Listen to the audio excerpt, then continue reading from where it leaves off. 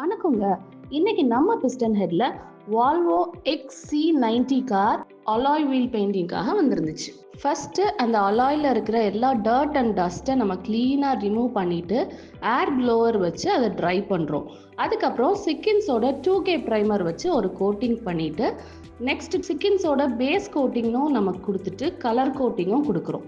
So இந்த process முடியும் போதே நல்லா பளபளன்னு இருக்குது. நெக்ஸ்ட் நம்ம வீல் பேலன்சிங் எல்லா வீலுக்கும் நம்ம செக் பண்றோம்.